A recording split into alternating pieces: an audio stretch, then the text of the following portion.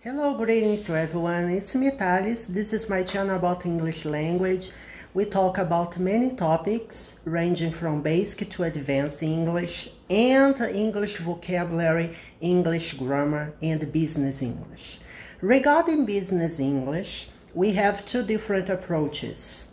One playlist which is aimed at basic, intermediate, and advanced, but has explanations in Portuguese, and this playlist, which is Advanced Business English, aimed at advanced students who want to study many topics regarding business. Here we are talking about management, theories of management, and stuff like that. So we don't talk about grammar, I don't explain, I don't cover any topic regarding English grammar. If you want to do so, please browse my playlists. Two of them, we have basic grammar, intermediate advanced, and advanced idioms vocab, and basic vocabulary. All of them are aimed at studying English grammar and vocabulary. And I explain to some extent English grammar during my vocabulary videos, okay? There is a dog barking outside. I hope you don't mind. Well, this video we will continue talking about management. And this is our second video. So subscribe to the channel, hit the notification bell to get the latest updates, and don't forget to give the thumbs up if you enjoy the content from my videos. It's very important for the viewers to subscribe, to like my videos, and to engage in my channel, as I have been recording videos since last year. Let's get going. Okay. Today we will start talking about bonds of organizations. What are bonds? Bonds are things that link us to organizations. I mentioned in the first video that everything we do in our lives is shaped by organizations, right? In a way or another. Here we have some examples of things we do or things we have lived during our lives that involve organizations. For example, schooling. School is an organization, right? In order to go to school, you have a teacher, the school has a structure, they have secretaries, they have coordinators, they have people responsible for cleaning the school, for providing food. So everyone works there to make it possible to make the school an environment in which students can learn and thrive. Employment. Employment is the most common thing, the most explicit one when we start working, right? As an intern, right?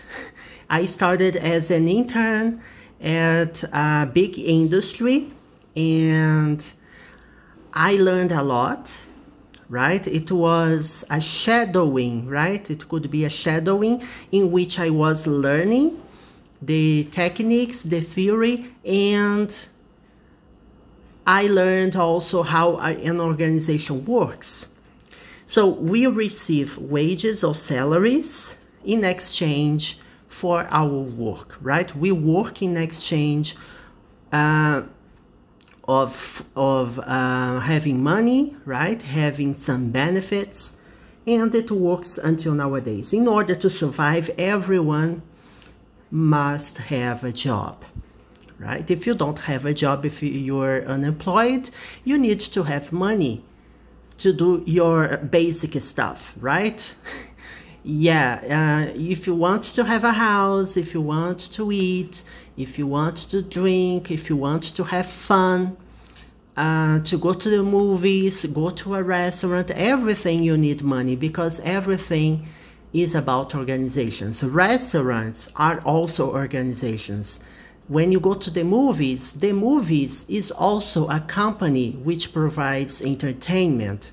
So everywhere you go,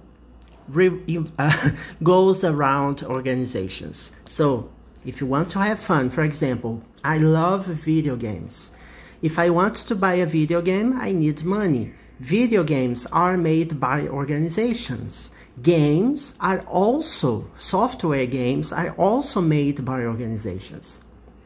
So everything involves companies. Transportation, if I want to go from my home to visit my parents, I have to buy a ticket, right? And we have a bus company which takes me from where I am to where I go.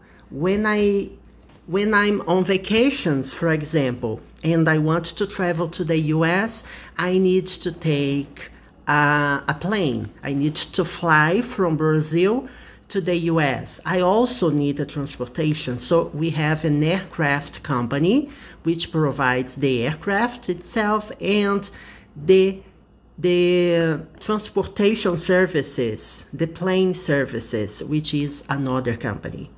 And eating, everything we eat, everywhere, drugstores when we don't feel well, when we need to go to the doctor. A doctor may be part of an organization such as a hospital, or maybe he works alone, right? He's an entrepreneur, right? He has his office in which he receives patients and treats them there. Okay, we know now that we have bonds of organizations and they shape our lives. As I mentioned in the first video, everything we do is shaped by organizations. But we also have an identity, right? Everyone is a very special person because we have a way of seeing how reality works. We interpret things, we understand things differently from one another. We have different personalities, and the way we establish relationships depends on our personality as well. So we have an identity. What's your point of view? How you view, how you understand the world around you, how you interpret, how you understand who you are, how you establish relations. So identity is fluid, yes. Although every single person has a personality, we have a core personality which changes very little. I don't change. We used to say that we don't change people, right? Nobody changes anyone, right? It's impossible to change the way a person is, but we can be reshaped by life experiences. As we grow up, as we get more experience, life experience, as we get more mature, we have a different understanding. For example, when I got to Rio in 2008, I had a different point of view regarding many things. Nowadays, I'm far different than when I moved to Rio. Although I must admit that my personality, the core personality, hasn't changed much, right? But we are shaped by experiences. We learn, we forget things, right? We must be able to unlearn things in order to learn others. Learn other things which may be more useful to us. And, well, okay, we talked about identity, we talked about personality, but everyone is bound by rules. We must follow rules. We have constraints of choice. We can't do everything we want because, you know, every country has a set of laws, every country has a constitution, and they have different ways of punishing if you abide by those, if you don't abide by those rules, if you don't follow, if you go against the law, you have a penalty, right, awarding you. So we have constraints of choice. We don't do everything we want. Of course, yeah, I have free will. Yes, free will, it's when you say that you do everything you want. Okay, I have free will. I'm not in prison, so I have a certain range of freedom, right? I have, as long as I don't commit a crime, I have free will to go to wherever I want, provided I have money. I'm free to study whatever I want. I'm free to choose a job. I'm free to buy a house. I'm free to choose where I want to live, the people I want to have a relationship with. So everything involves choice, but of course we have constraints. And here we have an example, a practical constraint, right? We are talking about identity, personality, and the choice because everything is related to organizations. Because when we decide to join an organization, we must be compatible to the company's culture. So the company chooses us as well as we choose the company. And we have to surrender some of our autonomy, right? We have an autonomy to do things, but we have to surrender some of them to the control of others. We sell our workforce in exchange of money and benefits. So we dedicate some hours, many hours of our day, and we make a lot of effort. We dedicate our mind and body to the organization. For example, we have goals, right? We have deadlines. We have tasks to do. We have routines, things that we have to do every day. We have schedules. We have plenty of meetings. So everything related to organizations. If I can choose not to make part of an organization. I can choose to leave the company I work with. Yes, I can. But I have consequences. If I don't work, I won't have money. If I don't have money, I will find it very difficult to get by in a big city, for example. So everyone needs to work. Not necessarily because they love what they do or that, oh my God, my dream is to die working for that company. No, it's not about that. It's about needing to work. Most people work because they need. If I won the lottery, for example, I wouldn't be in the company I'm right now, but I would engage in other types of activities which I find more pleasure, right? And which brings me more satisfaction. For example, teaching English, learning different cultures, traveling. It's just an example. Okay, so, you know, if you work for a company, you have to surrender your autonomy. You are controlled by others, right? You work for them in exchange of money and benefits. You have a compensation package. And we also have an important part of it, which is the brand. Many people are identified as part of that company.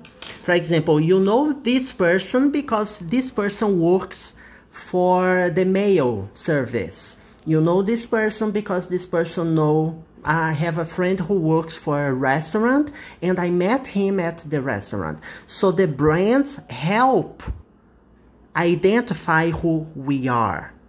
We make part of organizations, we feel ourselves useful, we make relationships, We also can make friends there. It's possible to make friends, to establish long-term relationships. Many people get married with people who work in the same organization, as they spend a lot of time together in there. So it's possible. So it's more than money. It's not only about money, it's about relationships. And now we will make some comments on managing. Managing is not only practice, but it's mostly regarding practice. When you have everyone who studies management remembers this scheme in which we have the hierarchy of the company. When you go up the hierarchy, here we are at the shop floor, operational, fully operational. We don't need to think too much. We don't need to plan. As you get promoted, as you become a manager, for example, the top of the organization, as you become more strategic, you need to have more skills about people skills. And here we have technical skills. And managers, they have, of course, technical understanding of what is going on, but they don't need to be experts. They need to be able to solve problems. They need to be able to talk with people, to represent the company, to be able to solve conflicts, to negotiate. It's more peopleware, you understand? So managing is a practice above all. And an organization is made of people. We don't say, oh, this organization, this company is bad, this company took this decision. No, organizations by themselves, they don't take any decisions. People take decisions. So an organization is a goal-oriented collectivity, right? It's a group of people, and the people who are at the top, people who are the top of the organization, they take the decisions, they make the planning, and here we operate what they have envisioned. So management is not only about good technique, it's also about manage social relations. And as you progress throughout your career, as you climb the career ladder, you become more responsible for social relations other than just techniques. What is to manage? Manage can mean many things, right? Manage means to be in charge of something. Everybody, including you, everybody, including me, manage something. Everybody manages something. You manage your life, you manage your budget, you may manage your family, or if you're not the chief of the house, you can say that. You're not the boss, you are not in charge of the family, but you take care of your own things. You organize your bedroom, you clean your bedroom, you are responsible for studying. When I was a child, for example, I was responsible for doing my homework, of keeping my bedroom always neat, helping my parents clean the house, do something, buy something, and to obey. Yes, to pay obedience to them, because they were my bosses, between quotations. They're not bosses, but you have to obey them. They are older, and if we put it in a hierarchy situation, they are like your managers. Yes, you can't do everything you want, even when you're a child. You have to go to school, you have your own responsibilities. And in a company, managers, they are responsible for a smooth running of operations, a smooth running of projects, make sure that the projects achieve or follow the deadline. Yes, you must match the deadlines, you must fulfill your goals. So everything is about that. It entails framing. You must frame, you must structure what you're about to do. Summarizing, you must be rational, right? Everyone in a company, they must be rational. What is to be rational?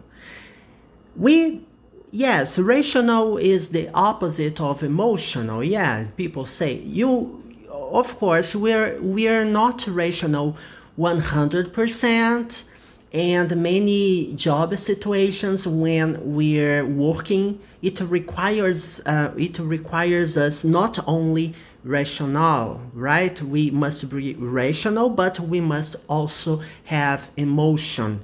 Put ourselves in someone's shoes, right? To understand what's going on. But to be rational means to follow the rules, to follow the patterns, to make sure that the action we are taking at that moment, it follows rules and patterns. They must not be random, right? We don't do things at random in companies. We have to follow the rules. And here we have some verbs related to managing. Of course, we will talk more about it, and we will delve further into theory of management. There are many videos ahead of us, but here I wrote some verbs, right, that mean to manage. We have to understand what's going on, understand the scenario, understand the people we are working with. We have to interpret what's going on. A manager must also be able to direct people, to direct a situation, direction of a process, direction of an area, direction of people. It involves leadership. You must lead people, you must direct them. And communication skills are crucial, right? They are vital to achieving the goals of the company. If you make a bad communication, it may be able to ruin an entire company. So it's very important to communicate well, to make it clear what you want. And managers, as well as ourselves, everybody must be able to focus, right? We have many sources of information. We aren't able to do everything at the same time. We must focus to be able to prioritize, to see what's really important, and to focus. We must be able to explain what's going on, to translate to the people who are below us or people who work with us what is going on, right? To give the instructions, to explain, to be like a teacher, you know, to share knowledge, to encourage people, to be able to motivate people. I don't think people motivate others, right? People motivate themselves, but the leader must be able to encourage, right? To bring the best in order to make an environment that brings the best from the people who work with him or her. Training and development. Train and develop is extremely important. We are everlasting students. We will keep studying until the end of our lives. So it's impossible to be static and to negligate, to forget or to think that it's not important, right? You don't say, oh my God, this is not important. I don't need to learn this. I'm not willing to change. It's not a good thing. The only certainty we have is that things are going to change, and of course death, but we are not talking about death here or existential crisis, but we are talking about changing. We are talking about learning and learning, right? We evolve, we acquire more experience, we make mistakes, and we may be able to learn from our mistakes as well. First of all, most of all, we are human beings and we make mistakes, but we also learn from that mistakes. To negotiate, right? Two people or two parties, they want different things. The solution may be not, may be not related to what part A and part B want.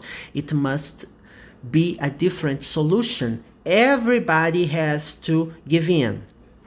Every part must give in order to bring the best, to reach not a consensus, but to reach the best alternative possible for that moment. And a leader must be able to empower people. It's not as if you must obey me.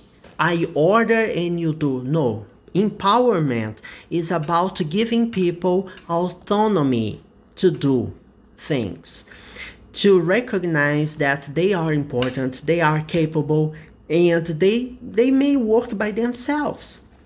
And your role as a manager is to bring the best competencies, to help people develop and make their own careers. Because my career and your career is not in the hands of organizations alone, right? You are responsible for what you do. You are responsible for the path you want to choose. Okay, people. Oh my God, it's almost half an hour of video. Yes, I got agitated about it, but I hope you enjoyed today's video. And in the next videos about it, we will continue talking about management, okay? So see you next time. Bye-bye.